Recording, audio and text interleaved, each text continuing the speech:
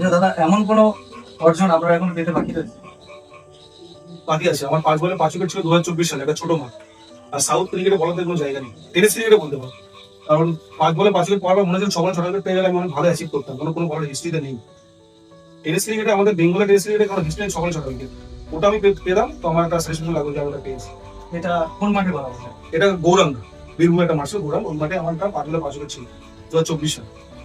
নতুন প্রজন্ম ক্রিকেটারদের জন্য কি বার্তা থাকবে আপনার কাছে? একটাই আমার সব জায়গায় বলি এই কথাটা, আমার কাছে সব জায়গায় সব লাইভেই আছে, বাইরে খেলতে গেলেও আসে। সাউথ ক্রিকেট না, যে কোনো ইয়াং জেনারেশনকে আমি একটাই কথা বলবো, ভাই খেলাতে যদি ফোকাস কোনো কেউ দেয় বা ভালোভাবে প্র্যাকটিস করে, তার রেজাল্ট আসবেই। এবার আমি ওটাই বলবো যে প্র্যাকটিস বাড়াতে একটু মাইন্ড লাগে খেলতে, কারণ এখন টেনিস ক্রিকেট অনেক টাকা পয়সা হয়ে গেছে, পয়সা এত বেশি হয়ে যায় কেউ ফ্যামিলি চালাতে পারে। তো ওটাকে যদি কেউ প্রফেশনালি নেয় আর ভালোভাবে মাইন্ড দিয়ে খেলে, আমরা হতে পারবো, ফিউচার হতে পারে। তো মাঠে ভাই টাইম দিয়ে বেশি।